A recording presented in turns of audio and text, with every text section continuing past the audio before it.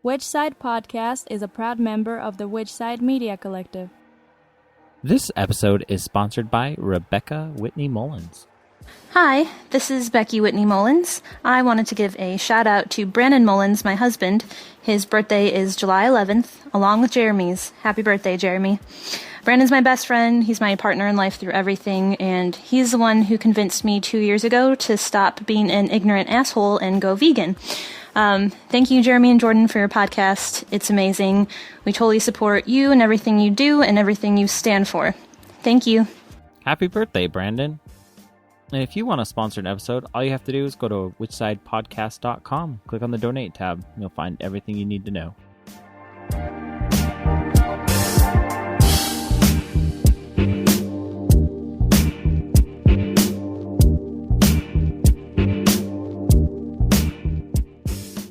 This is episode 139.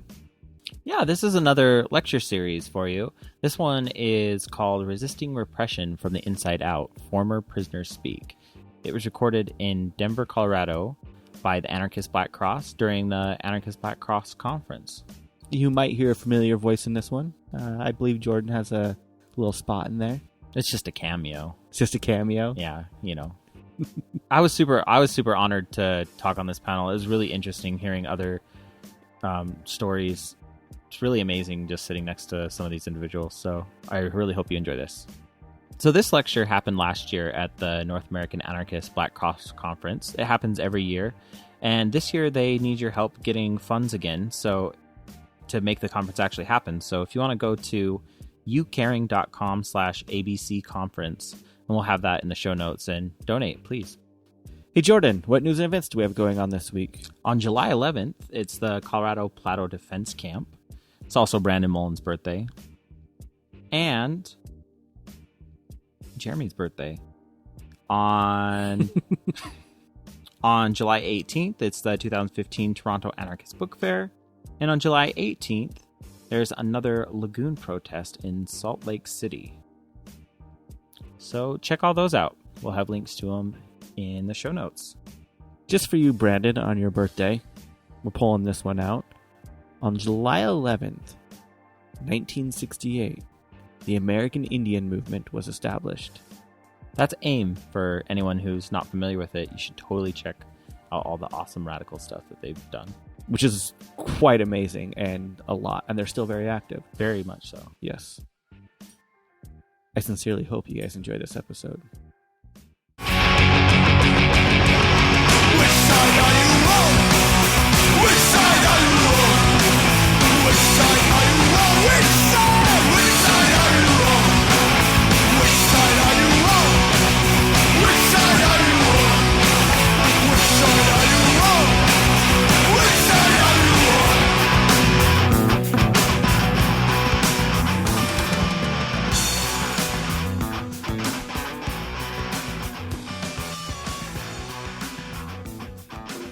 We're going to get started. My name's Colleen, and I first want to recognize that we are holding this meeting on Ute territory, occupied Ute territory. And I'm just going to introduce the speakers and let them take it away, okay? So first, we're going to start with Lorenzo. Lorenzo Kumboa Irvin is a veteran community activist, an anti-racist, anti-colonialist, and anti-prison organizer. He's an ex-member of the Black Panther Party, and along with his wife, Jonina Abram Irvin, founded the Black Autonomy Federation in Memphis, Tennessee, where they organize against police brutality. He's a well-known author of several essays and articles, namely about fighting capitalism, white supremacy, and police brutality. So I'm going to let him take it away. Thanks, Lorenzo.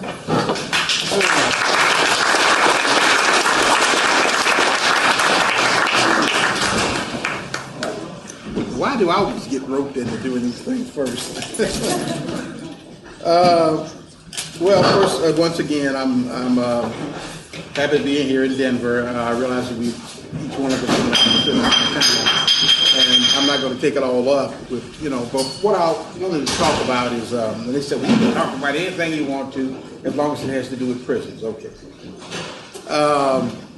first, we should recognize that this week is probably the most significant week, in the history of the prison movement, and that this is the week that the Attica Rebellion took place. And the Attica Rebellion is an extremely important event historically for this country and for the world, actually. As Malcolm X once said, he was giving a speech, he said, America means prison. He said, don't be surprised that I said I've been to prison. America means prison. And in the 1970s, when I was in prison, when I went to prison, I was like 20 years old actually. And at that time, the prison system was about 350,000 people, maybe 300,000 people, and the entire prison system. And it was like, when I went into the prisons, where I was at least, in the days I was there, it was like 70% white and 30% black and other, And this was at a time when, in point of fact, the civil rights movement had been destroyed. It had been destroyed, and the Black Power movement, including the Black Panther Party, was being destroyed in the period of late 1960s through the 1970s with the counterintelligence program. Now, the deal is this, though. The Attica Rebellion signified that the prison movement was the central movement against racism and the police state and the government, in other words. It signified that. It signified that with the destruction of these other organizations, or at least the weakening of those organizations, that actually the prison struggle had assumed the greatest amount of importance. And I don't know if you remember the fact that at that event, you had all the leaders of existing black organizations, including the Black Panther Party, Nation of Islam, all these other forces came to Attica while the rebellion was going on. And while the prisoners had the ear of the world, and they were speaking to people of the world. And people in this country had no knowledge whatsoever what the conditions were like in prison. I'm not going to say right now that they still don't know what the hell is really going on in prisons. But back in those days, they had no knowledge whatsoever. And so the prisoners, when they spoke, and the eloquence that they spoke with, and the fire and everything, and the character, a lot of people were saying to themselves, well, what are these people doing in prison? These are the ones should be in the street, and the bastards with the guns should be the ones in prison. People started actually thinking like this after the rebellion went down. During the rebellion, they started thinking like this. So, well, it's clear that something is not right here. The people who are supposed to be the common criminals, the thugs, have more compassion and more of an insight than the so-called officials. So it had flipped on the state. I saw something in that period that I haven't really seen since. The government was on the defensive. In fact, for years after that, the government was on the defensive.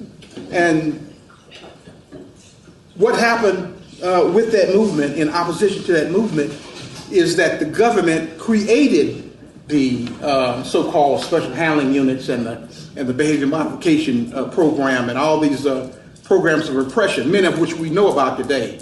The START program was the first one I was thrown into with other activists. And in Springfield, Missouri, where there was a so-called prison hospital or psych ward or whatever, they stuck us in there, and they were using techniques to break our will. And so the whole thing was involved with that.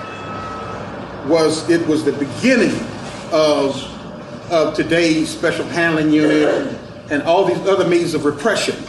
So they lost control of the prisons for some time, and they started using these things, using this type of repression. This is important to understand.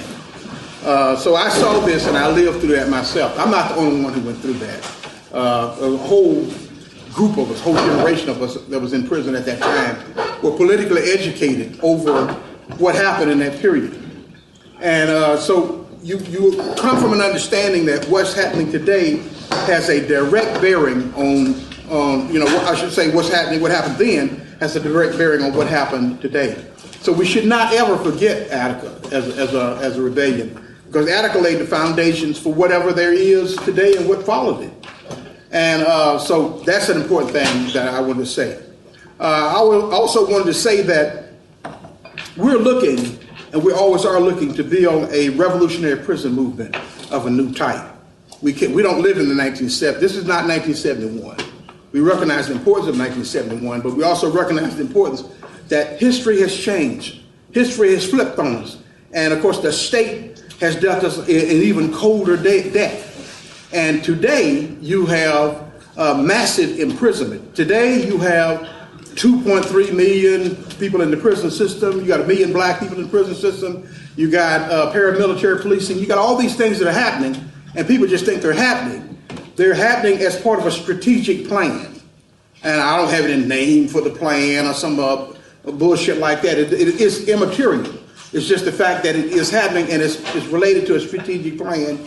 And if we don't understand that there's been changes now, the prison movement has to become more of an activist movement of a new type.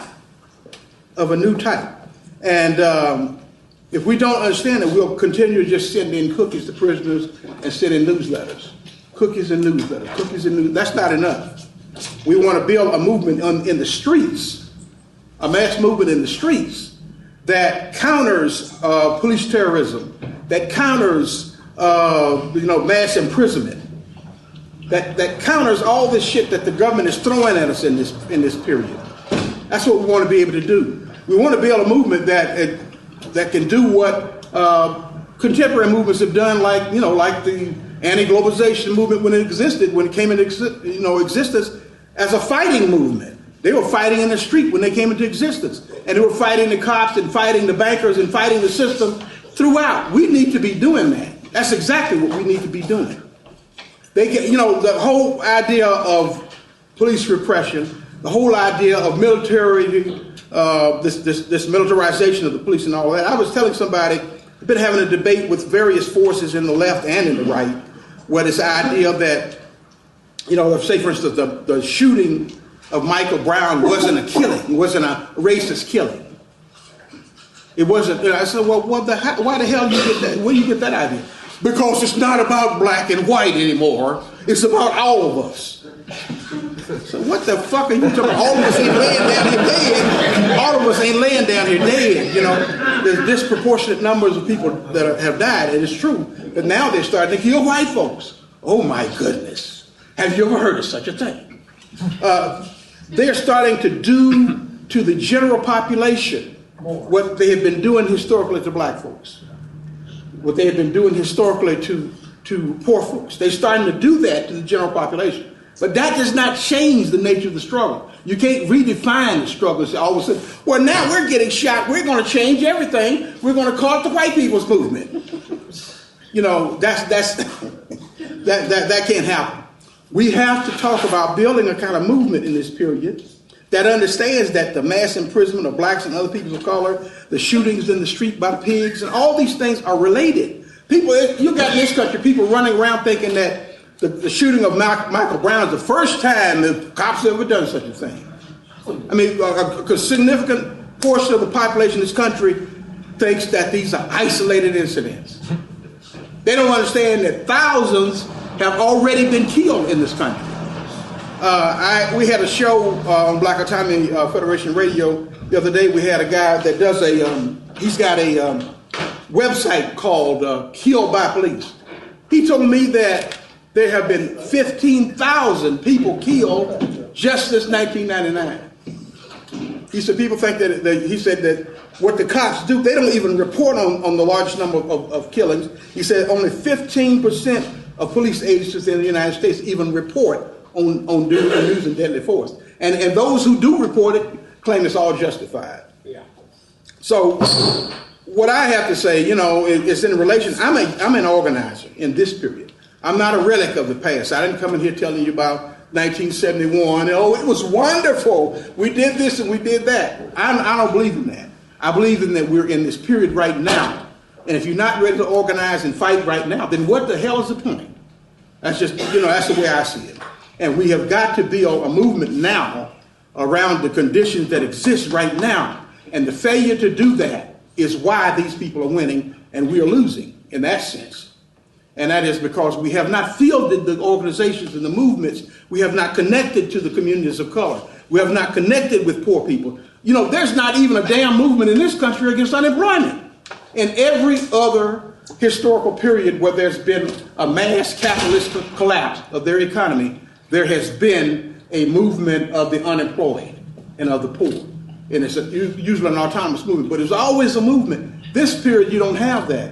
And one of the reasons is because unemployment affects blacks and other peoples of color more than it ever has affected the general segment of the population. So I'm just telling you what I think. You know, I'm just telling you the things that I've seen and the research that I've done and the perspective that I've gained from it. You know what I'm saying? And with the idea of changing people's minds, it's important that radicals understand that you can't walk around for 50 fucking years and have the same shit on your brain. You can't do that. You have to examine. You have to be critical. You have to always be critical. Even criticize yourself. Say, well, I fucked up. I made a mistake. I have to correct this. You know what I'm saying? You have to be able to do that. And if you're unwilling to do that, if you're dogmatic, nothing ever changes. They're coming again. They've heard me raising so much hell, they're coming again. Anyway, so my point is, you see what I'm saying? We cannot stay in the damn past and to consider talking about just, you know, a certain set of prisoners now and nobody else. And we got a different population base inside the prison. Now we got mass imprisonment. We have to be talking about these kinds of issues. We have to be organizing around these kinds of issues. You know, so I'm not coming to tell you something about what I did in 1971 alone or 72 or how I got out and this, that, and other. I mean, it's important to me how I got out and the fact I'm out. But the most important thing to me, thank you, I'll handle it. The most important thing to me is to say that I understand there has to be continuity. There has to be continuity of struggle. If there's not continuity of struggle, if all we're talking about is the 60s, oh, how wonderful what the 60s were. And they were fighting back, and they went down to the Democratic National Convention, and they did this and they did that. And then you have to ask yourself, well, then what the fuck is wrong with the period now? And what is it about this period now that we limit ourselves? Because the state has laid a line there. Oh, you got to get a permit. You can't go across this line here. If you go across this line, we're going to beat you with a stick. We're going to blah, blah, blah, blah, blah. One thing that the Ferguson insurrection showed us, here's people fought for 10 days, in fact, still fighting for 10 days with, you know, they didn't have any army or they didn't have any machine guns or whatever. The enemy had all the weapons, but the enemy was beaten back. The enemy was on the defensive. Now, I know you had to see this. Regardless of all the other things, the enemy was on the defensive. That's what happened inside the prisons in the 1970s. The enemy was on the defensive for years. And when they went to, and that's what I'll end where I started. When they went to repression, it was not from a position of strength.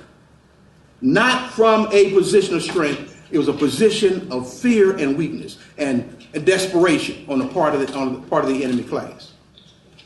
So that's what I want you to think about, and that's what I'll be talking about all weekend. I'll be here all weekend. Come and watch my show, you know. But anyway, yeah. Like me on Facebook. Yeah. Well, yeah. But Facebook's just a convenient way for me to reach people. But I'm just saying that, you know, we have to think. You know, I'm always raising hell because I'm always thinking until they put the casket over me and I come back as a zombie and I'm still raising hell. You know, I'm just saying, that's just the way it's going to be, you know. But anyway, this is what we should be thinking about. How do we not be satisfied with what we're doing? How do we radicalize our thinking and radicalize our organizing in this period?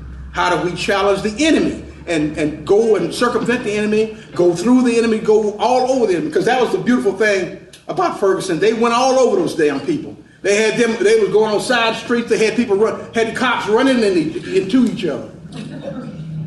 And so we have to understand the little victories we win, they should inspire us, along with the people we meet along the way, the old vets like me as well as others. And I thank you very much for even listening to what I had to say. And I'm done. Okay.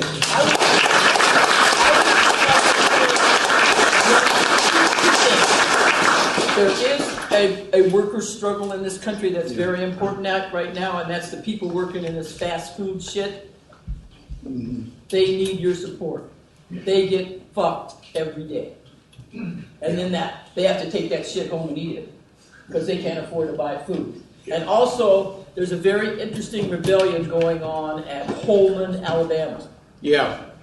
So, we're working. In fact, I'm working with the Free Alabama movement. Oh, okay. And I'll be talking about that at the conference. In fact, they're going to call in while we're doing our presentation on Saturday. Oh, good. So people who are going to come to this thing up in the woods where the bears and ticks are and all that stuff can hear this. Okay, city boy. All right. Yeah. Okay, so Petey is going to speak next. Petey is a prisoner rights supporter and abolitionist, and he served time in 2002 in prison for possession of incendiary devices, and although they weren't used for anything, he was convicted on the intent to burn dairy trucks.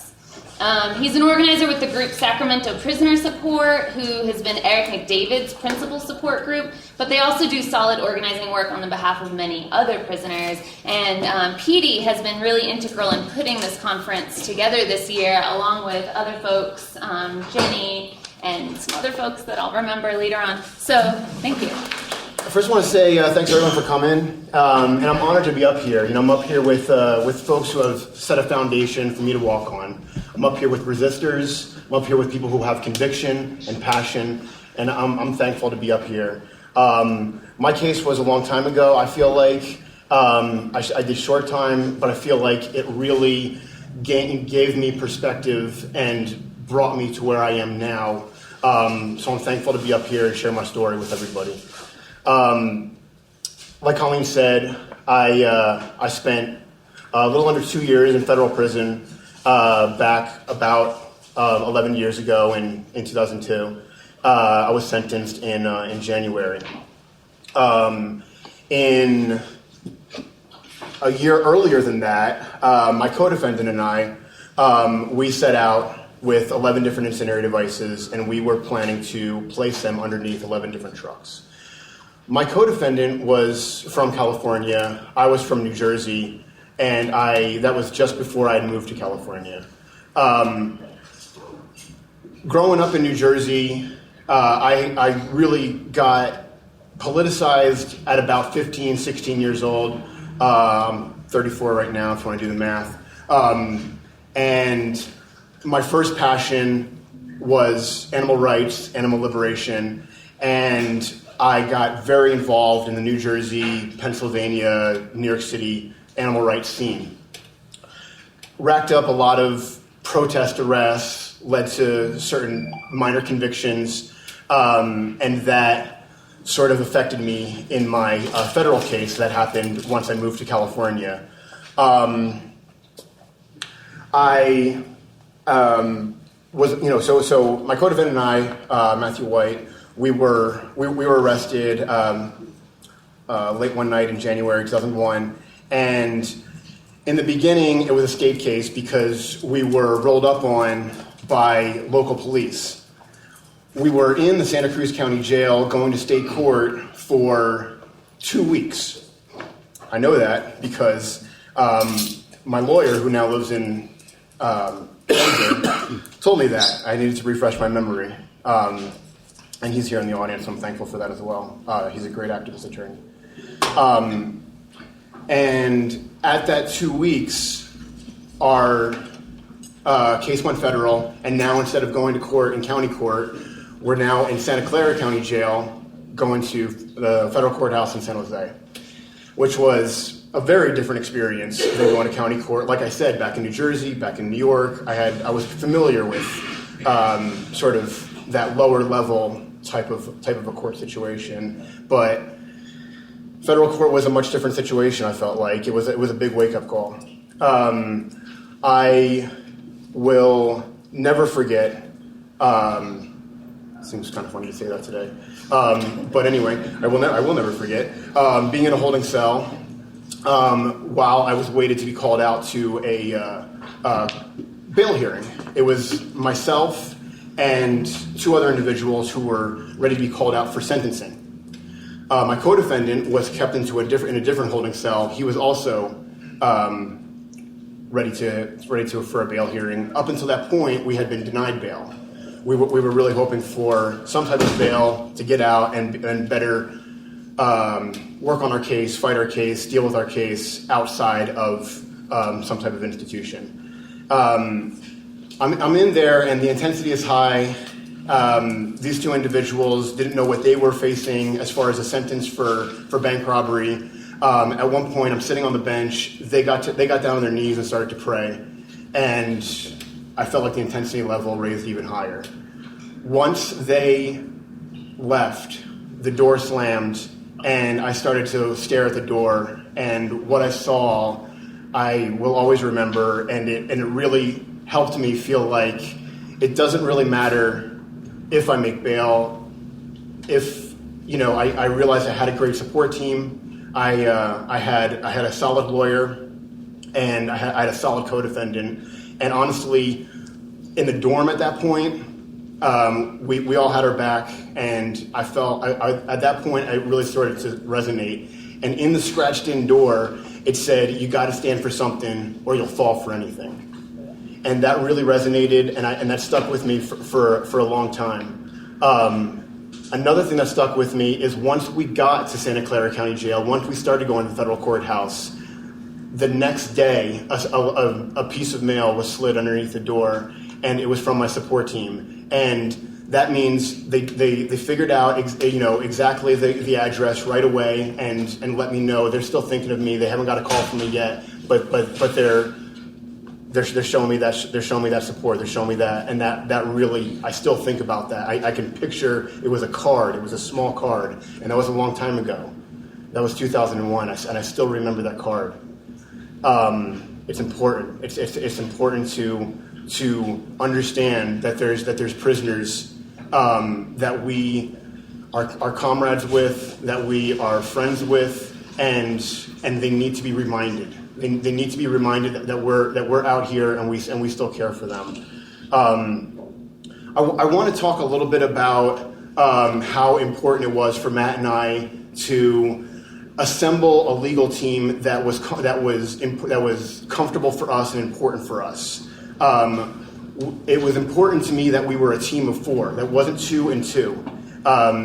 It was Matt and his lawyer, and that lawyer had to agree to work with my lawyer. And that was very important. We set that out from the beginning. We established that with our support team, and we accomplished that. The support team found me an activist attorney in that area, and Matt's family found him a lawyer, and he learned from the activist attorney that was my lawyer, and he is now a part of the Bay Area activist scene and helping out activists in the Bay Area as well. In fact, like Colleen said, I'm a big part of Eric McDavid's support team, and he's helping out with Eric's appeals.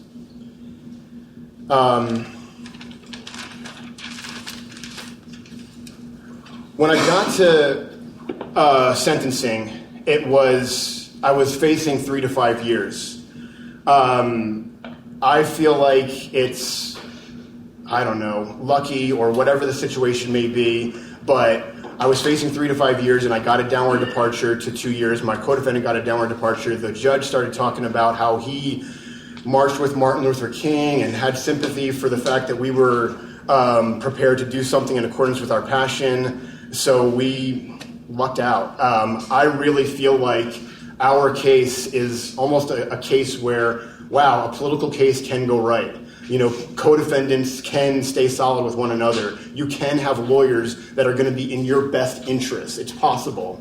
You can have a solid support team. That doesn't always happen. But it happened with us, and I ended up with 2 years where I could have ended up with more, and I did those 2 years. The FBI kept tabs on me. The FBI saw our arrest as something to promote, a sort of a PR type of a thing where there was a lot of what you want to call nighttime activity in the name of animal liberation, the ALF, for years up until we were arrested. That was going unsolved. There was arsons, there was animal liberations, there was broken windows constantly, and they saw us as an opportunity to say, hey, we're putting a stop to this. So they wanted to make things more uncomfortable for me and make sure that their trophies are suffering a little. And once I got to the federal prison I was designated to, FCI Otisville in the Catskills of New York, I enrolled in an electronics class and a horticulture class. We were caught with sophisticated Molotov cocktails. They would ignite, and it would be a burst of fire underneath a gas tank, and the trucks would explode. I wish that would have happened. It didn't happen. But I'm not a bomb expert. I don't know how to make a bomb then. I don't know how to make a bomb now. But because I'm in this horticulture class and electronics class, and they were accusing me of being a bomb expert, I got to be pulled out of those classes. So 2 months later, clearly I found this out sort of the hard way, but the FBI got in touch with the Federal Correctional Institution and found out that I was in these classes. They demanded that I got pulled out. The institution said it was a security risk. Me and my new lawyer at the time proceeded with this. It went nowhere. Because I'm using their channels. I'm using their channels to try to get back into these classes, and it wasn't working. I'm filing grievance form after grievance form. My lawyer is making phone calls, and it wasn't going anywhere. I filed many grievance forms while I was in prison, and I began to realize we need each other. We need each other out here on the ground level. And we need each other when we're in prison on the ground level. We need to support each other, and we need to go forward on that ground level and use our ideas, get creative, and count on each other. I benefited from 8 years prior to me getting there. The Muslim population fought hard, and they fought for a no-meat alternative, and I benefited from that because I was a vegan in prison. And I stopped filing those grievance forms and just was thankful for that in my last few days of my prison experience. I got out and then I went back in for absconding. I did five months. And I pled guilty to the violation. Obviously, I absconded. I was arrested in Florida. I wasn't in New Jersey. And so part of the deal was that I have to do these 5 months. And okay, absolutely. I have to do these 5 months. I'm off paper completely. I did a lot of self-exploration. I did a lot of traveling. After not that much time, I realized that experience never left me. It never did. And I began doing prisoner support work, and I realized I wanted prisons to burn. I wanted them to be in ashes, and I still want them to be in ashes. And I still want to support those who are from movements, who are in prison now, and those who are struggling on the inside. One of the individuals I support, and I'm a part of a group called Sacramento Prisoner Support. We're out here from California, and we're a part of this conference. And I want to read a portion of this letter from Ugo Pinel. We know him as Yogi Bear, and this is why he's called Yogi Bear. I was denied 5 years, but I'm not down. Disappointed, yes, because my lawyer said the board had to set a release date for me because I've been eligible for release since 1985 on the assault conviction in 1976 and in the San Quentin 6 case. of 1971, which took 5 years to complete. Obviously, it was never completed because I'm still in here in the shoe. Harsh blows like these of one form and another is the reason I kept the Yogi Bear moniker. For Yogi was going to help me play down the rougher storms so that I could keep growing and growing. And here we are almost 50 years from the time I turned myself in 1964. For the most part, we've been able to stay focused on what needed to be done to build a new man, even if not let out, and my energies tank have been filled with the greatest of love for my special loved ones. So I'm pushing on. One thing for sure, they aren't laughing anymore. When I say love has been my greatest force, because even my accounts and comments, they are blown away by my youthful and boundless energies. That's Yogi Bear.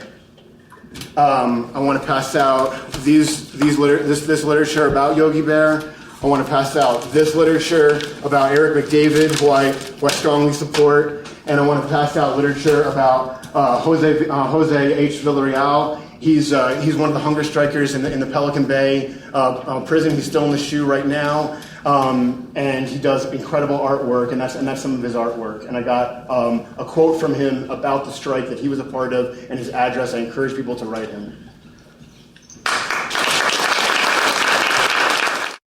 Next up, we have Dane Rossman speaking.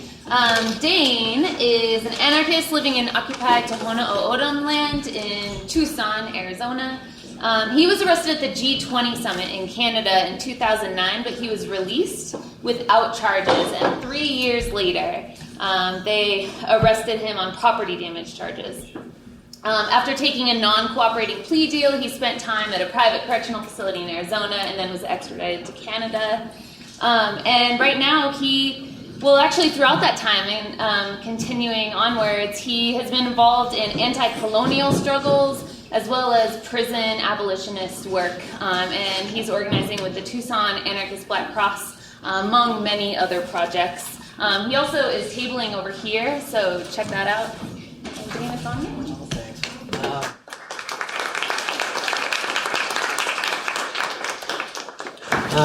My name's Dane. I don't like to talk in public. I'm extraordinarily tired, so things are scattered. Sorry. A lot of things that I am going to touch on are elaborated further in like a lot of the stuff that we print in Tucson that we brought up. And there's also an article by Jose Villarreal over there that I would encourage people to pick up. And I wanted to throw out really quick that people in Tucson are paying attention to stuff that people here have been doing in the past couple weeks around resisting police violence in the street. And we really appreciate it and are inspired by it. And we love everybody who's doing that. I'm just going to kind of throw out some ideas that I have. So I went to the G20 summit in Toronto in 2010. I don't know how much people know about it. There is a zine over there about the summit largely that I would encourage people to pick up. For about 2 hours, a lot of folks had a really, really great time. Something like $2 million worth of damage was done. I think 3 cop cars burned. It was like a remarkably fierce demo. It was unique, especially in the fact that it was anti-colonialism was like very central to the mobilization, which I think is something that is often lacking in like those mass mobilizations. I got arrested up there along with I think 1,100 other people, almost all of whom were released after a matter of days with no charges. And then about 2 years, about a year before that summit, though, a lot of law enforcement in Canada, the equivalent of like FBI in Canada and local and state police or provincial police up there, started infiltrating organizations in the Toronto area, specifically anarchist organizations, indigenous organizations, and migrant justice organizations. Those 3 sort of currents are something I'm going to try to harp on a little bit. But they started doing surveillance during and immediately after the summit. 20 people got picked up on conspiracy charges. It ended with, I think, 7 people pleading to lesser counts about 2 years later. And almost immediately after those cases in Canada, the conspiracy cases got resolved, they started moving on 5 extradition cases. So one night in February of 2013, so this is close to 3 years after the summit, I got a phone call or a text message or something from somebody that says Joel Batar's house just got raided by FBI, and he's up on like 20-some charges. They're going to extradite him or try to extradite him for the Toronto G20 summit. And this is at like 2 in the morning, and I'm at my house, and I say to myself, fuck. I think I immediately start trying to like make phone calls, but like, and kind of be like, hey, can I come over? It's not an emergency, don't panic, but and then somebody is finally like, yeah, sure, you can come over, and I'm like, oh yeah, well, what do I gotta get? I'm gonna take my computer, I'm gonna take some clothes, and I think like a bunch of beer, and then I like get on a bike and go to like this person's house. And one of the things that occurred to me at this point was the option of fleeing. And I kind of want to talk about that because I think it's been coming up a lot, especially around grand jury resistance out of the Pacific Northwest. This idea of like, what is like this more effective way, or like somehow more like militant or something way of like resisting a grand jury. And some people have like been able to take the option of like fleeing, right? And that's been put out there. I sort of had the option to flee because we knew that Joel got picked up for this. We knew it was probably going to like show up in Tucson at some point. I ultimately decided not to do that. In the end, I am like glad that I did that. Otherwise, I would be probably in like Mexico City right now, as opposed to here in Denver. But not. I would love to be in Mexico City right now. But anyway. This is what I was saying about getting scattered.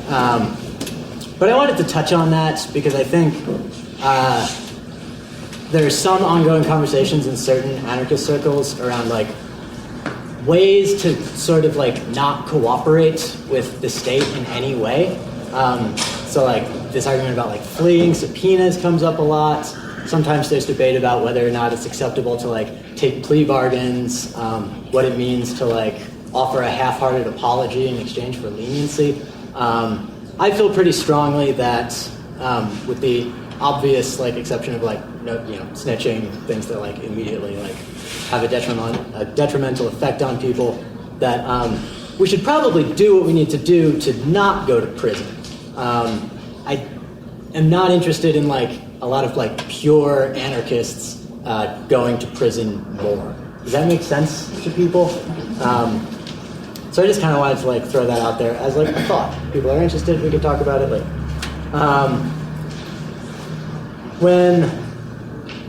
So I decided not to flee. A week to the day later, like 20 U.S. Marshals and a couple FBI come into my house and they arrest me.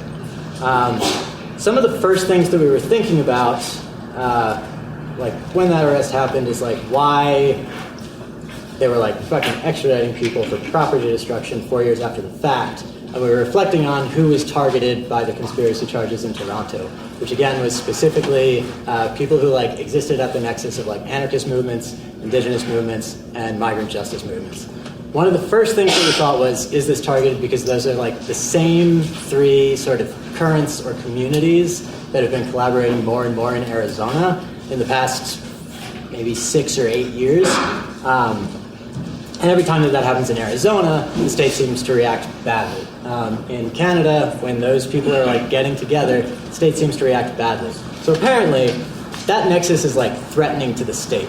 And I think that if we recognize something is threatening to the state, we should think about why and pursue it further, right? I think it makes sense because all 3 of these currents, I think a big part of it, well, in Canada, those 3 movements are particularly confrontational, more so than in the U.S., at least in recent history. Like, if anybody paid attention to like the Mi'kmaq blockade recently, like armed indigenous standoffs are like, they happen in like the past like 5-10 years in Canada, right? So these movements are more likely to be combative. The other thing, though, I think, is that they all necessarily, in some way, call into question the legitimacy of the state. in their own ways, whether it's by like refusing to prioritize national borders over human dignity, whether it's an outright opposition to the state or a recognition that like indigenous communities existed before the state, right? They all like challenge that in some way. I like talked about this in a few places, and one thing that people seemed to think I was getting at, which I'm not getting at, is I'm not saying I'm not saying this to be like prescriptive, like, no, this is the combination that we're going to win with, so everybody's got to do that. I'm not saying that. I think in some places it's extremely promising. I think Arizona is one of them. I think a lot of parts in Canada is like a place where that particular like nexus is promising. But I think it points towards wherever you are, figuring out who has the least stake in this system or society continuing at all and working with those folks, right? I think that prisons are one of those spaces, which is why I think like prisoner organizing and supporting that outside of like having each other's backs when we do go in there and come out of there and when our people are in there, that's one of those spaces, if that makes any sense. I'm just going to move on because other people are more interesting than me on this thing. So this wasn't the first time that I had been facing some amount of prison time. A few years prior, I got picked up, and there's a long story behind this, but I got picked up at an anti-Nazi demo in Phoenix, Arizona, which it turns out is not a good place to go to jail if you were at an anti-Nazi demo. And this was my first time like going into the general population and like being arrested and processed not in the context of like a large mobilization. So it was like me being thrown into like one of the Maricopa County jails, that people know, Sheriff Joe Arpaio. Yes, we had the pink handcuffs and so on and so forth. So that's sort of like, that was my first direct exposure to like racial dynamics and sort of, I'm hesitant to call it self-segregation in prison because it exists for like a reason and it's been imposed. But like what racial dynamics in prison are like. So I got out of that situation within 3 days before the newspapers with my face on them came in, thank God, right? When I got picked up on the G20 charges, this was about 3 years later, you riot for 3 months and they just don't want to let it go. This was like a big concern of mine. But I was going to a federal facility run by Corrections Corporation of America, which I'm sure people in here know about. That was nearly entirely, something like 95% Mexican folks, the vast majority of whom were there on immigration charges because of a project called Operation Streamline, which I want to talk about for a second. Operation Streamline is a program that was implemented in Tucson, in like the Border Patrol Tucson sector in I think 2008. Right now it exists in a couple Border Patrol sectors. What it does is, well, before Streamline, if people were apprehended crossing the desert south of Tucson by Border Patrol, they would be deported within like a day, maybe like a few days. What this program does is every day it takes 70 people, because that's all they have the capacity to do right now. It takes 70 people, brings them to the federal courthouse in Tucson, and charges them criminally. Prior to this, immigration violations were like civil matters, not criminal. Now people are getting charged criminally under this program. First offense could be like, it's generally going to be people will do 30 days. After that, the sentences will get longer and longer, 6 months, a year. Oh my God. There's more about that in some of the literature there. But anyway, this led to a situation where like, I wasn't having to really navigate the same horrifying racial dynamics that I would have had to in like a state prison in Arizona. Once people found out about like border work that I do, that I like speak Spanish, they either thought it was like great or like at the very least novel. But it made me think a lot about, and this is something I have no idea how to actually do, and I'm mostly throwing this out because I want to talk to people about this, but how can white anarchists or white radicals or white people who are invested in like destroying or at least undermining whiteness do that in prison, in a situation where identification with whiteness or identification with white supremacy is like expected.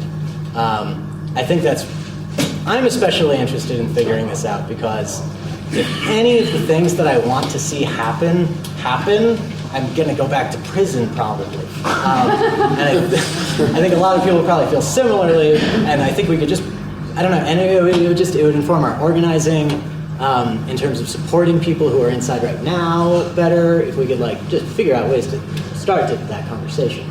I don't know where to go with that. If anybody has any ideas. Feel done. Yeah. Yeah, that's all I got. Awesome. Thank you.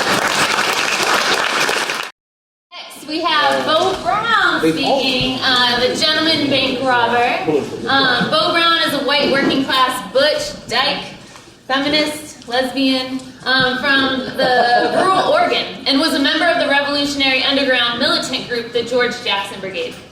During the 70s, and they were responsible for numerous bank robberies and bombings of governmental buildings, electric power facilities, Safeway stores, and other companies who were racist. And we had fun. And Bo now organizes to support other people in prison, and she's doing rad work right now with the Prison Activist Resource Center in Oakland, providing material support for long-time women coming out of prison who've spent more than a decade there, at least. 20 years, most of them. 20 years, most of them. So, also, I found out while searching for you, there's going to be a documentary about Bo Brown coming out. So make sure to look for that. It's going to be called The Gentleman Bank Robber.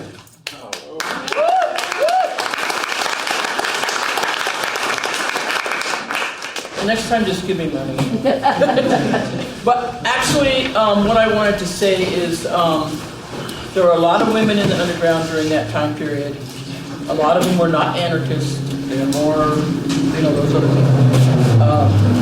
And I am finding out more and more now, many of them were raped in prison, which I did not know. Because ain't no motherfucker gonna bring me that shit, okay?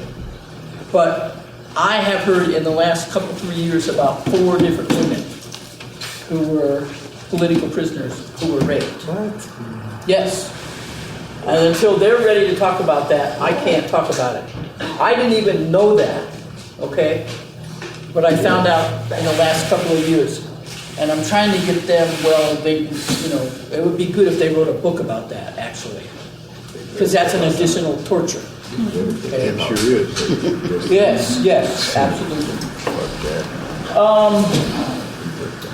Well, you did my autobiography. What I do now is I do a lot of work with the Prison Activist Resource Center, which has a website, which you can go and look at. I also brought some directions, but they're out in the car, but you'll see them over the weekend if you come up in the mountains. We also have a new organization called Families of the Future that we're working on incorporating ourselves, me and another woman prisoner, because we specifically do work around long-term women prisoners in California who are coming out. Many of them killed their abusers. What's wrong with that? Ain't nothing wrong with that at all. One of them shot the motherfucking stick off, okay? But it's problematic for them because most of them have been locked up more than 20 years. They are coming back to a world that makes no fucking sense to them. And most of them are from San Francisco. 2 of them went and looked at a 1-bedroom apartment. Guess how much they told them the rent was? $4,000.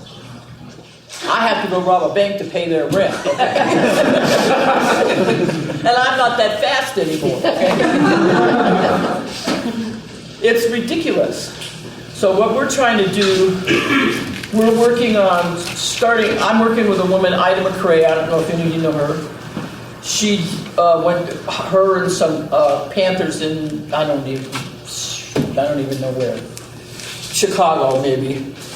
Hijacked a plane and went to Cuba and stayed in Cuba for 5 years in the early 70s. And then she came back to this country and somebody in her family snitched her off, one of her fucking kids, thought he was helping her. He was very young and stupid. He was about 10. And so she did 10 years. She's an African-American woman. She now runs a program. She actually works for the San Francisco jail and runs a program that's called the Women's Resource Center. And they do support work. They get money from the state and from the jail to do, like, we got a lot of food around there. My number one rule is nobody is allowed to be hungry that comes in here. I go down there 3 times a week. And what we're trying to do is do our own nonprofit. And, so we have more independence.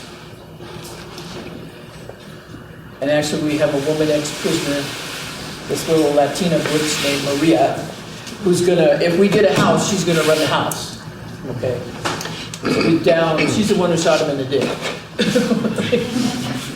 We think. She will never say, but allegedly shot him in the dick, shot his dick off. Poor thing. So that's the main thing that we're working on now. And we're trying to, I have, you all are my children, but, except the ones with gray hair, and you're my peers, right? But I have one of my 100 daughters is a fancy lawyer now. She went to NYU and is a fancy lawyer now and has a big fucking job, and she makes $70,000, $80,000 a year, and her clients are whistleblowers. So she's being our lawyer for the nonprofit stuff. So that's good. That's what she's supposed to do. And she's good at it. And what else? I'm retired. I don't have to go to work anymore. Woo! That's a really interesting thing. It's really weird in the beginning. I still wake up at 5 o'clock in the morning. It's been a year almost. That's okay. I just turn the TV and watch cop shows or whatever stupid shit. You have to study them, right? I live in Oakland, which is a pretty high crime rate city, and a very racist city. And they shoot black kids down all the time. They just shot a little girl the other day. I don't think she was black, I think she was Latina. Her brother called on the phone and said, my sister is whatever, I don't remember what the correct psychological term is for her illness, and she has a knife. They came, went in the house, and killed her. Killed her in her own house. She was 12 years old, I think. They do shit like that all the time. That's where I live. I mean, I don't see a lot of stuff. I'm on the edge of that stuff. I hear a lot of stuff. Sometimes, especially in the summer, shots carry further in the summer.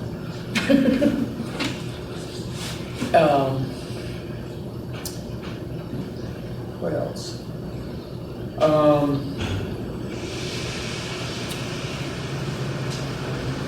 We may have to go back to robbing banks. I might have to set up a school for y'all. They ain't got the money no more. They ain't got no money anymore? Where do they keep the fucking money? That's what we need to know, Kyle, is where they keep the money. It ain't that hard to do. I never got caught in a bank, okay? They need it. Never got caught in a bank. I know you didn't. All it takes is a little sense. Huh, darling?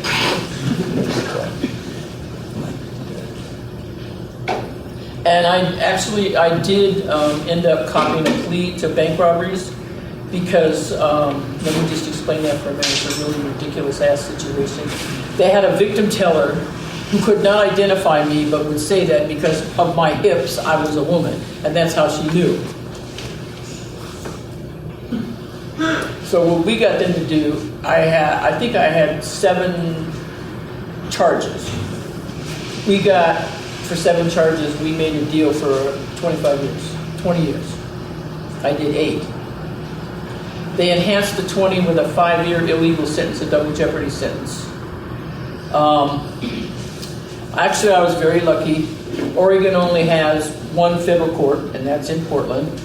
At that time, they only had 2 federal, what do you call them? Court-appointed attorneys, and they were honest people. One of them was a woman, and they, because no one in the movement would come forward and be my lawyer. The women lawyers in the movement wanted $10,000 to even come see me. So I wrote back and told them, "Fuck you in your nose." No, that's the truth. That's the truth. So I decided to cop a plea. They gave me 20 and this illegal 5. And then we started, it was a double jeopardy situation because they charged me for bank robbery with a weapon, for bank robbery with a weapon. And that was 20, and then they wanted to enhance it with 5 more years for carrying a weapon. So that was already in the shit, right? So those 2 federal attorneys filed that, and every time they put it up, the federal court told them, "Fuck you." So I said, "You know what? Take my name off that. I'm not going to, because I'm a B. I'm the first person in the alphabet. They put all that shit out there." So they took me off the case. Within 2 years, the case went through. Then when I came up for parole, we got that dismissed. So I did 8 years in federal prison. I was in a maximum security unit in West Virginia. It was actually called that. With a bunch of great folks and a bunch of ugly folks. The great folks was Asada. The ugly folks were the Nazis. And then there were a bunch of crazy people in between. And we had a little place that wasn't even as big as this. And then we had a little dog run out back where we could actually go outside and walk around. But Alderson has always had that. That's where Lolita LeBron was held. That's where Billie Holiday was held. When the Haitians came here, that's where they were held. Because it's in the back and they can isolate it. There's a fence around it. Let's see, who else was in that Mexican patrol? Charlie Manson had red and blue were there. Now that's some crazy fucking... I wouldn't even say the word. Okay, 2 minutes. And they're so crazy, they walked to Asada and said, Charlie Manson is not a racist. And I told Asada, please don't kill them. Because you have to have a sense of humor. If you don't have a sense of humor, they win. They win. You have to be able to look at them and laugh. Okay? At them. The end.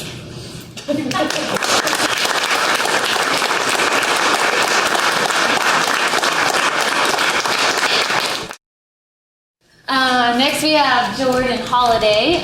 Jordan is a longtime activist who identifies as a vegan, atheist, anarcho-syndicalist with green tendencies. And he was indicted by a federal grand jury in 2009 related to resisting a federal grand jury that was trying to investigate fur farm raids in Utah. After a dozen armed FBI agents raided his house, he started his sentence in early 2012. And he currently hosts a podcast, and radical podcasts are a little bit more on the rare side, so definitely check it out. It's called Which Side, so like, which side are you on? And he recently interviewed Petey, actually, so check that out. And he helped found the Which Side Media Collective. So, Awesome.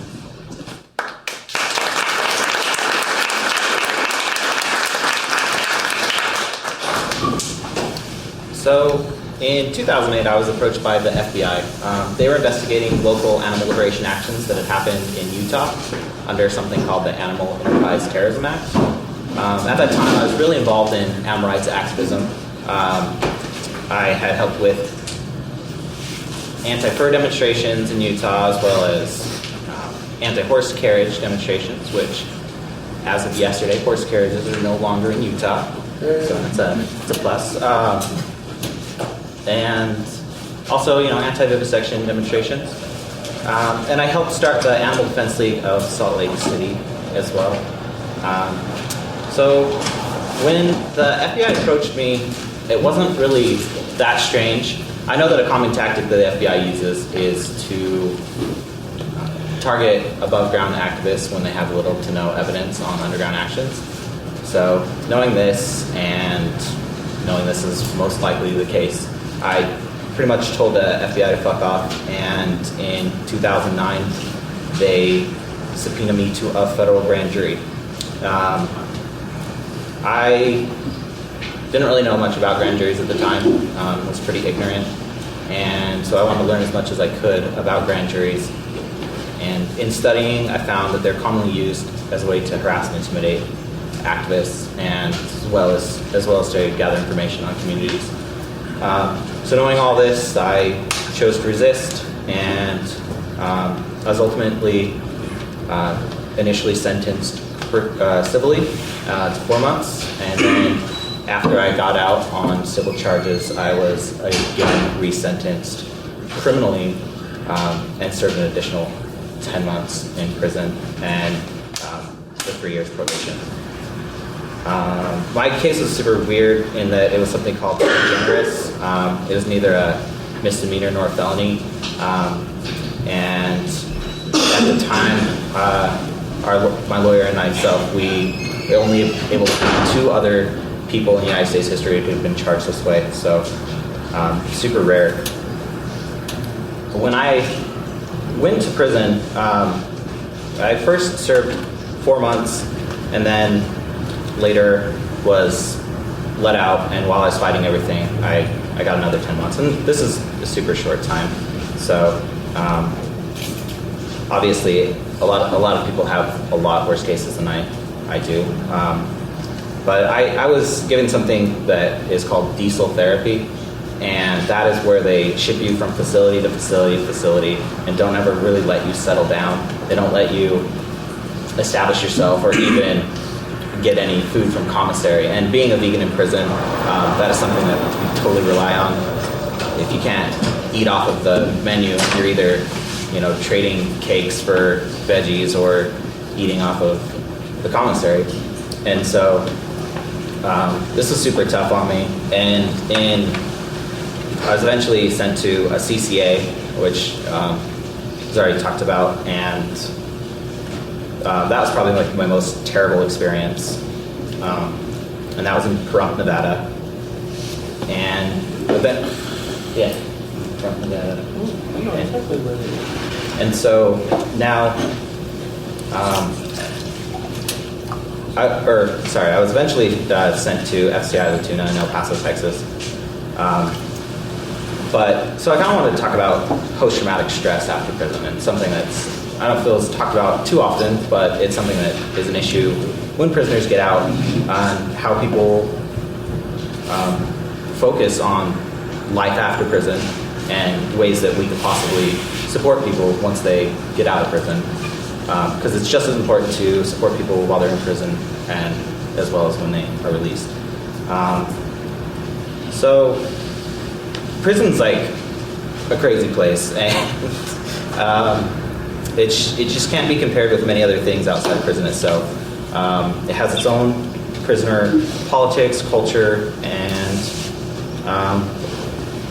so it's just a dark place. And people,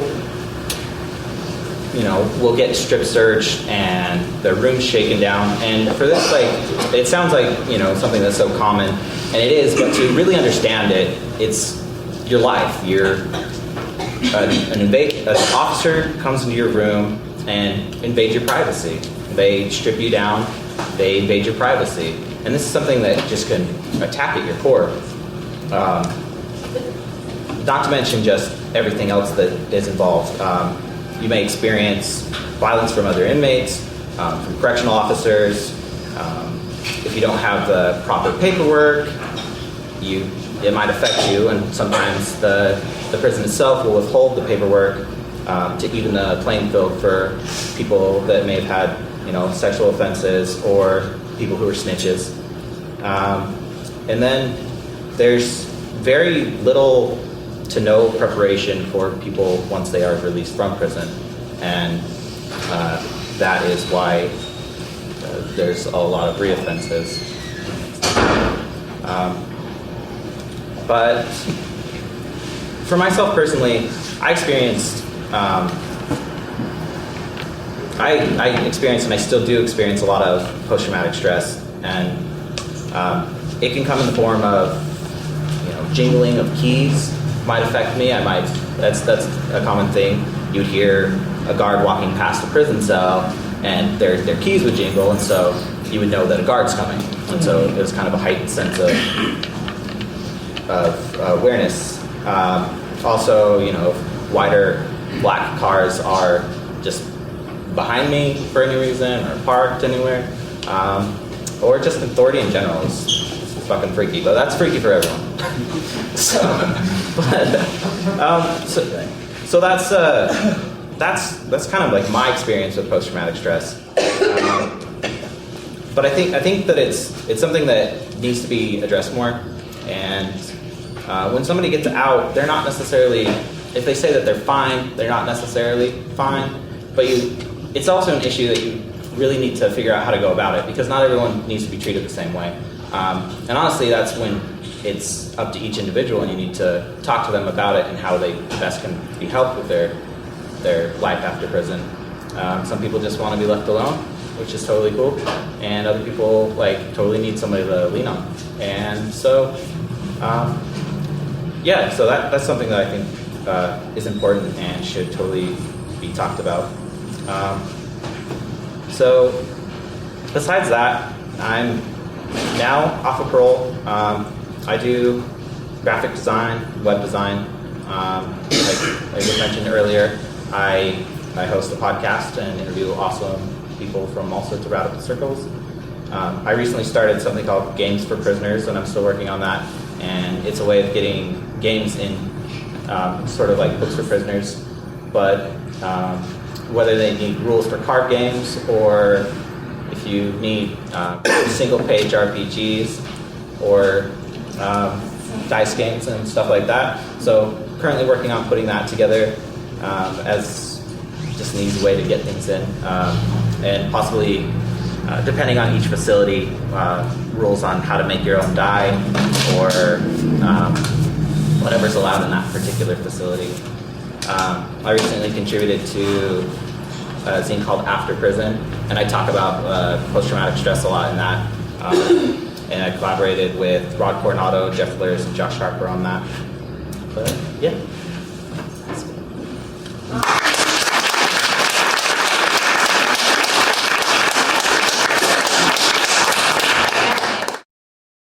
So we have Jerry Coach.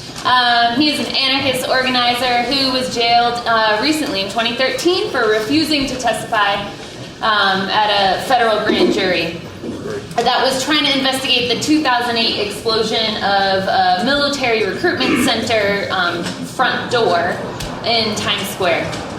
And the blast, like I said, damaged the front door, but it didn't injure anyone. And so the FBI began a terrorist investigation. He spent 8 months in prison because the judge found him in contempt of court because he wouldn't talk. And he said that he would stay in prison because he would always be in contempt of court. So, Jerry.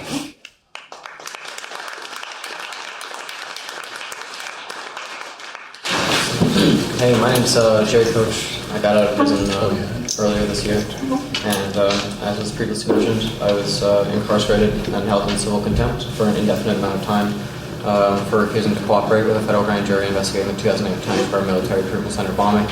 Although bombing is a rather interesting word to use for it. We've probably are mostly pretty familiar with the mechanics of grand juries, and Jordan went over a little bit, but the basic idea behind it is that you're subpoenaed to a grand jury, at which point you have to go into a room where your lawyers are allowed, and you will be asked questions which are not made public, and your responses to these things are totally secret. You don't have your traditional constitutional rights. These things are taken away, especially your First and Fifth Amendment rights. And so your options are basically to either answer questions or to be incarcerated for civil contempt. At which point, once you finish that sentence, which is for an indefinite amount of time, but like the life of a grand jury, that can be extended, you can then be held in criminal contempt, which they can actually then bring against you years after the fact, although that's rather rare. And the interesting thing about criminal contempt is that it carries a sentence of between 0 and life in prison. So it's a rather strange charge. Yeah. So I was subpoenaed and asked questions in regards to the 2008 military recruitment center bombing, and I refused to cooperate because it became very clear that the government didn't actually think that I knew very much or anything really about this particular action. I'd actually been first subpoenaed in 2009, which about the same matter, and then was not incarcerated at that point, even though I refused to cooperate. And then was subpoenaed again in April of 2013. So traditionally, this would be what we consider to be double jeopardy, except if you're not actually charged with the crime, they can do it again and again and again and again. So I refused to cooperate because it became very clear that they didn't actually think that I knew anything about the bombing, but they wanted me to give them names of anarchists and other activists in New York and on the East Coast. And I refuse to do that because I believe that as anarchists and as radicals, if we mean what we say when we talk about opposition to the state and the capital, and if we truly are against cooperation with the state, then when we are put in those situations, we have to then actually follow through. And I think it's very easy to talk a really big game. It's really easy to post pretty intense theoretical comments on anarchist news. It's easy to quote obscure French philosophy. It's easy to say all sorts of very heavy stuff to each other and fetishize armed struggle or political prisoners or any number of other things. But it's another thing entirely when you're there on your own. No one else does the time with you, and that took me 8 months and 7 days to fully understand, and I'm still kind of working on understanding that myself. I have left prison, but prison has not left me, and I would hazard to guess that that might apply to everyone at this table. So while I was away, the government did their best to break me because I took a very public stance on non-cooperation. And so I was transferred, put into solitary, dead wing. They threw out my letters. They threatened me. They, searched me. They searched my cell. They threatened my cellmates. They fucked with my visitors. They fucked with my phone calls and my emails. And most of it, they put me in snitch units. They moved me at 5 o'clock in the morning. Most of the things that come to mind. I was lucky in that I did relatively short time, especially in comparison to some of the people at this table, and especially in comparison to a number of our comrades who continue to sit inside disgusting concrete walls, and who may well continue to for the rest of their lives. And so in that respect, I'm very lucky. However, I would echo Jordan's comments again about the brutality of prison in terms of what you carry with you afterwards.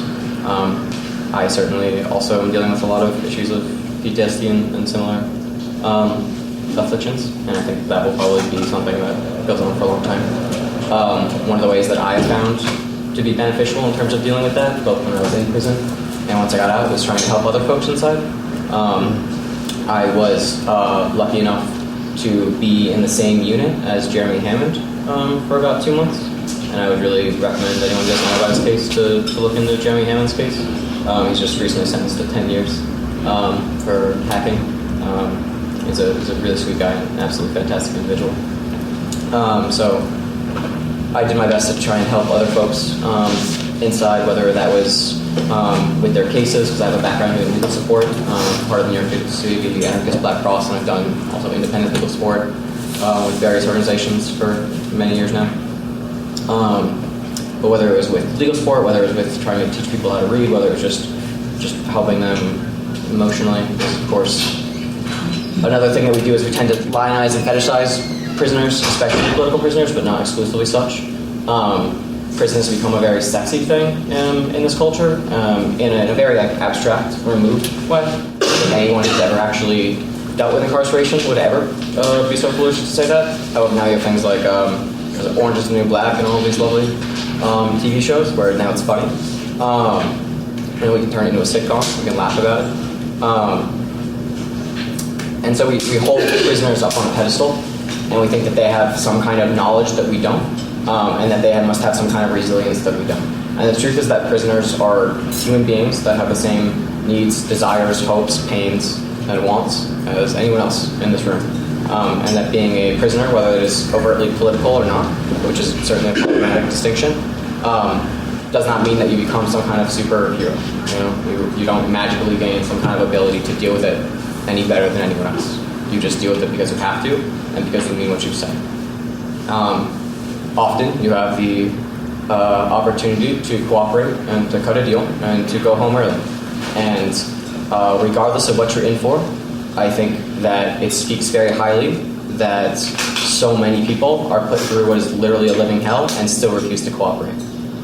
For example, one of my cellmates, who is an amazing individual named Yusuf, had never been in trouble before in his life and was facing 2 to 3 decades in prison. And he now won't see his children until they're older than me, and yet he still refused to cooperate because he knew in his heart and his gut that was wrong. And he didn't have the kind of support that I had and that many other political folks had. And so I took a lot of strength from that and from seeing the examples that other people set. But one of the things that I found to be somewhat helpful while dealing with reentry is going to bat for other people who are incarcerated and who are away through ABC work and through a number of other things. One case that I've recently been involved in that I'd really encourage people to check out is Luke O'Donovan's case. It's a young man from Atlanta who was just sentenced to 2 years for defending himself against a homophobic attack, where he was stabbed 3 times and jumped by a dozen individuals outside of a party when he was 19, 2 years ago in Northeast Atlanta. The entire time he was called a faggot, and he barely escaped with his life.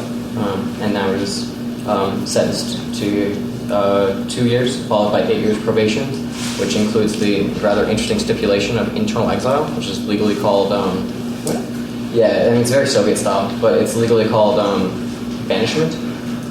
And so he's banished from the state of Georgia, except he has to serve his probation in the state of Georgia. So he's banished from all of Georgia except for 4 very rural counties in northeast Georgia, which is, of course, to separate. Oh, there's no gay bars there, right? Right? I would assume not. I haven't been there myself, but if I had to take a guess, I would say probably not. And that's, of course, to cut him off from his local queer and activist and anarchist communities. So I'd really recommend folks write him and check out his case as well. But I also want to briefly speak about something that Dane brought up about dealing with and confronting notions of whiteness and white privilege in prison. It was always offensive and crazy to me that people would say that we don't live in a society based on institutionalized racism. I never understood how anyone could be that absurdly blind, and I say that with a certain amount of privilege behind it. But now I just want to hit them, because I was in a unit of 94 people, and there was 4 white people. And it's not the ratio of people who commit crime in New York has anything to do with that, right? It's pretty damn fucking blatant. It's mostly young, in my unit, it's mostly young men of color who are caught on really low-level drug charges. And the feds pick this shit up again and again and again. Because, of course, it's a business, right? It's profitable, and it maintains a certain kind of power structure. And so, when I first went in, a lot of people insisted on calling me White Jerry or White Boy or something like this, and I made it very clear to everyone I was around that, no, I don't want to be addressed as such, and I'm not okay with that. I associate with those who I want to associate with, and I don't associate with those who I don't want to associate with. And that has everything to do with the positions that they've taken as individuals and how they relate to their communities. It has nothing to do with how they are or how they present. And this is not a terribly easy thing to do. in prison. Right? I mean, it's notoriously racist. Especially in men's prison. Yeah, especially in men's prison.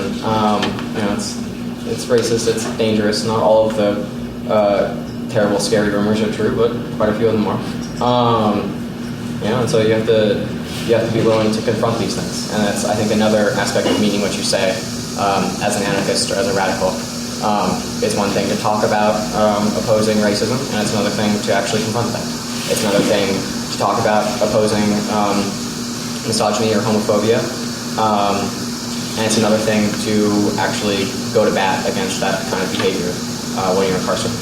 And you pay a high price for doing that, but it remains the right thing to do. And I'm not trying to say that what I have done is any different than what I suspect everyone at this table and many of our incarcerated fellows have done and continue to do. But I just think that it's something to bear in mind that, again, it's very easy to make these kind of statements. And it's very easy to put people on a pedestal because we're on this side of the room and everyone's on that side of the room. But the truth of the matter is that it's much more complicated and it's much more painful. But that is actually what makes it much more powerful. And that when we risk something, especially in a struggle such as this, that's when we can actually gain so much more from it and actually come into a powerful form of opposition with the state.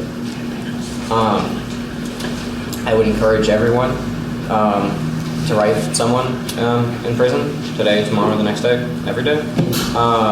Whether or not they're formally known as or acknowledged as a political prisoner or not doesn't really matter that much as far as I'm concerned. Receiving any kind of communication from the outside world means so much when you're away. And it means a lot not just to the person who receives it, but to everyone. Because to see that someone cares about even someone on the other side of those walls makes everyone feel that much stronger and that much more powerful when they come into opposition to the forces of the state, whether that's the COs or the pigs or the prosecutors or the fucking landlords, who put them there in the first place.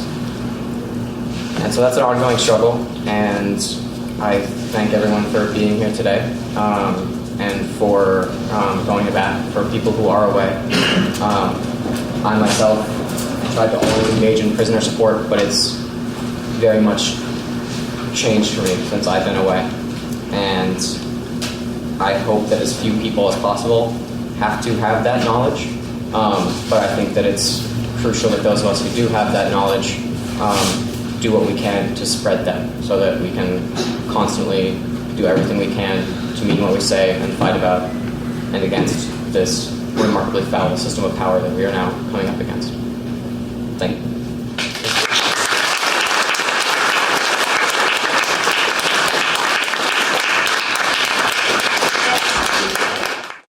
Before our Q&A session, and that's Kazi Toure.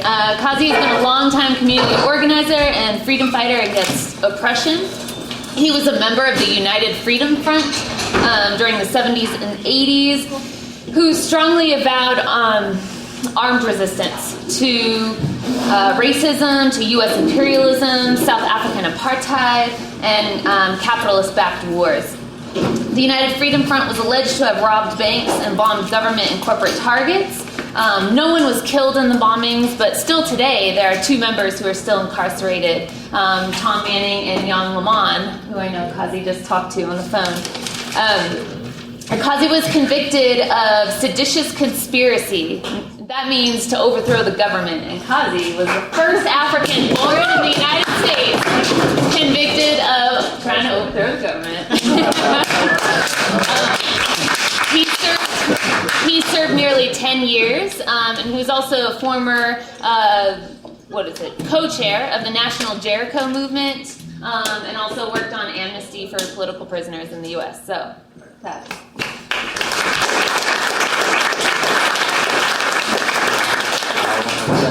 Thank you for people for organizing this conference and inviting me out here, and everybody for coming.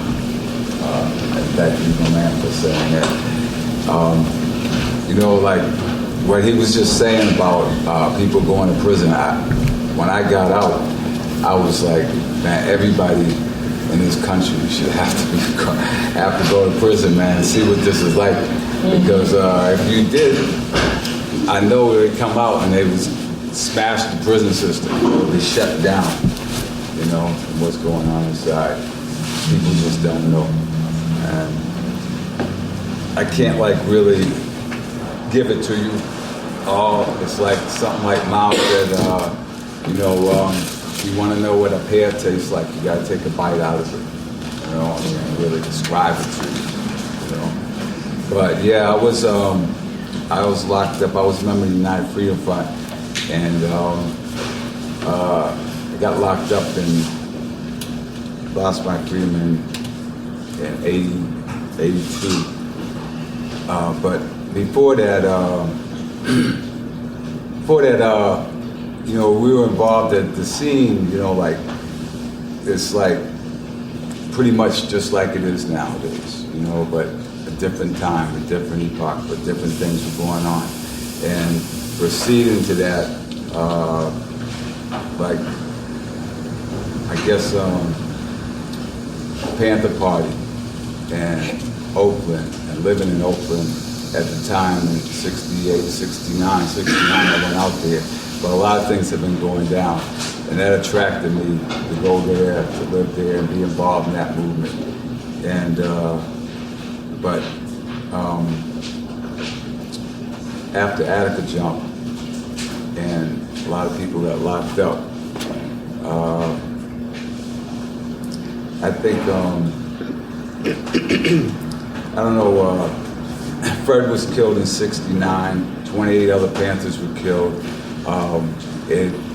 And it seemed like there was a split between East Coast and West Coast. It had to do a lot to do with having exposed buildings or being above ground and underground. And I guess the person I was living with, he had just came back from Vietnam, and he was about 19, 20. We were both about 19. And he just got back from Nam and telling me, you know, like, we were going over to Panther headquarters one evening, and the pigs started riding around the headquarters shooting in. We were just getting ready to go in. We were across the street. And back then, they rode like 3 cars, four pigs in each car, and they always had 3. So whenever you saw one, there was 2 more close by. And they just was riding around the building shooting in.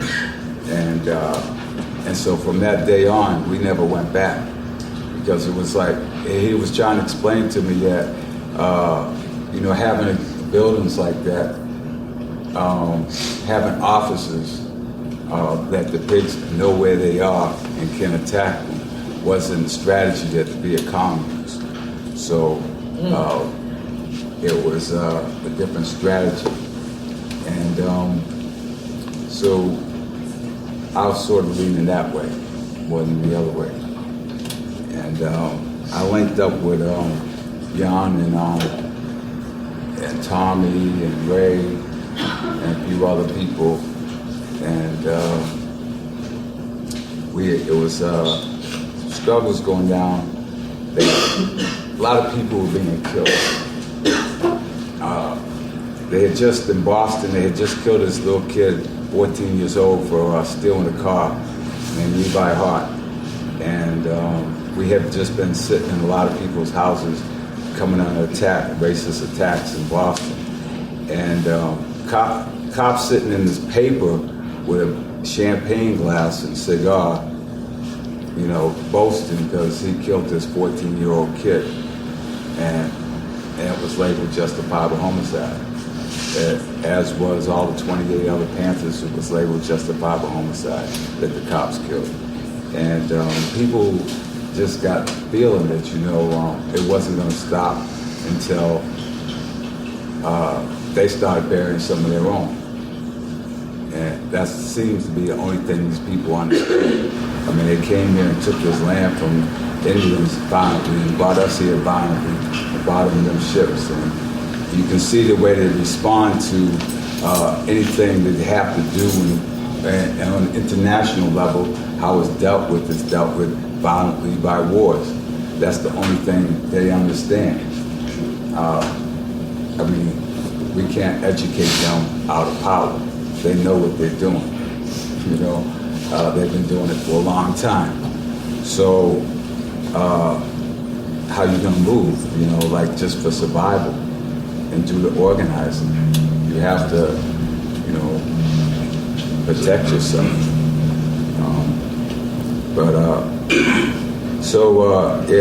So I got arrested and involved. We got stopped one night, and there was a shootout, and I got arrested. And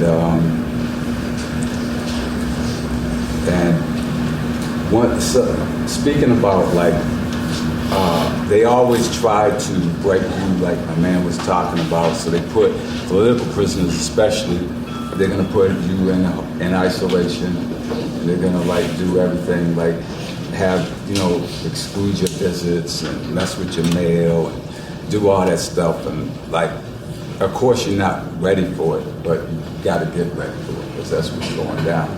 And but I think, you know, it's always best to expose them, you know, expose them for doing what they're doing, and not, you know, be quiet about it. And it really disturbed me when both said that 3 sisters, or I don't know how many, got raped. And, you know, well, I know 4 so far. And it's really like, I mean, you know, so I mean, they came at me.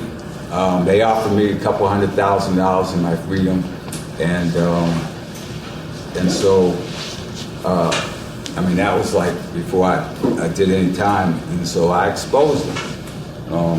And they were, you know, dumb enough to admit certain things. The judge put them on the stand. They admitted that they offered me the money and my freedom, and so it was cool. New York Times wrote about it, so they got exposed.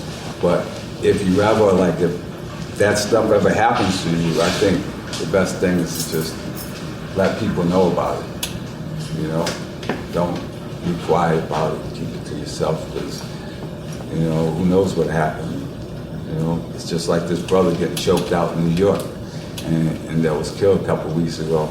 And they locked up a dude who took the video camera about it, and they're trying to get him now. So if you know, people be quiet about it, we need to go bail him out, right?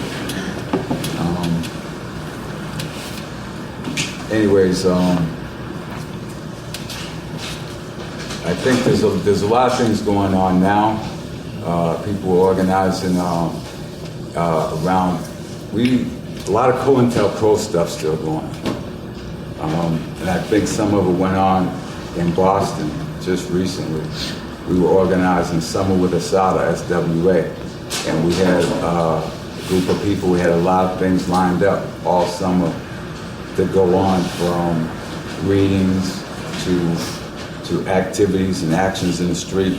And, you know, we put out a lot of things that were going to happen, you know, flyers and things. And then right when crucial things were going on around the 4th, and we were supposed to burn the flag and whatnot, people bailed and shut down the thing, you know? And it really made me step back to see, you know, like how they're moving again, for something like that to happen. Right when it's going to be, 40th anniversary on November 2nd. And last time I was in Cuba, and with her, I had to help her move her things, because she hadn't been back to the house for 3 weeks, because I asked her what happened, and she said she was watching TV and a red dot came in the window. Oh, shit. You know? So, but things like this to be going on, and they put a $2 million bounty on her head last summer, and then for this to happen, I know COINTELPRO's still working, and they ran a lot of the groups, and people just, you know, whenever you have people trying to stop you from doing something when you're doing it, you got to look at it, you know, like what's going on. You know, if you don't want to participate in it, keep your mouth shut and step off. Don't try to stop other people from moving and doing something when they're doing it. So you have to, look at people in your ranks that might be trying to stop actions from going down, stop activity coming in. They came in Ferguson trying to stop people, right? Shut things down, right? They do it all the time. So it's just something to look at. So we have been moving to build for this 40th this November. There's going to be some things going on in D.C. and some things going on in other cities, New York. But I don't know if it's going to be as loud and as big as it's supposed to be, for them to keep it, keep that sister alive, but I hope you people, come out, whatever city you're closest to, it's got some activities going on around this, and make some noise,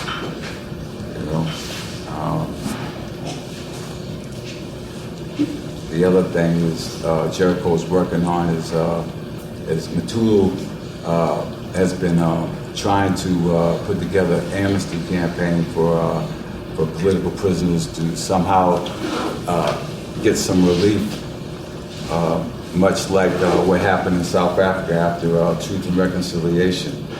So something similar to that, but not the same. It's trying to be done now, and I know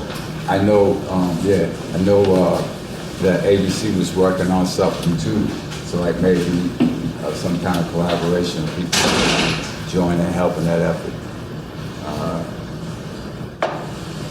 That's about it, I guess.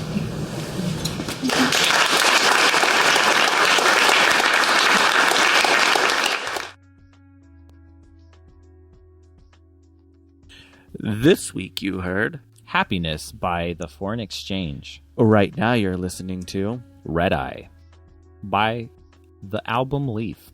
iTunes. Every week we say the same thing. I just wanted to give a special little shout out to Funky Calm and He Hill for leaving some great reviews for us. Go leave us a goddamn review. You're already on iTunes, most likely. 70-some-odd% of you are. So just do it. It's pretty easy. 5 stars, 4 stars. I'm happy. Whatever you feel we deserve. If you're giving us 1 or 2 stars or 0 stars, please don't. Why are you this far into the podcast? Yeah, I mean, listening? If you hated it this much, it's your own fucking fault. But go iTunes, rate and review us. It helps the show out tremendously. So thank you to everyone who has. And if you haven't, hey, this shit was free. Please consider helping a little bit. If you haven't already done so, be our friend. Like us. Follow us on social media. We often talk about things on our social media that we don't talk about on the show. By often, it's pretty much every day. So say hi to us. We'll say hi back. We're pretty friendly. Most of the time. Just go to whichsidepodcast.com, click on the social tab. This is where we... Yeah, this is where we fuck shit down. Fuck shit down. Which Side Podcast is hosted and produced by Jordan Halliday and Jeremy Parkin of the Which Side Media Collective, with web design by Jordan Halliday and sound design by Jeremy Parkin. Booking by Mari Halliday. Theme music by Commandantes. Go to whichsidecollective.org to check out the other shows in the collective. As always, fuck shit damn.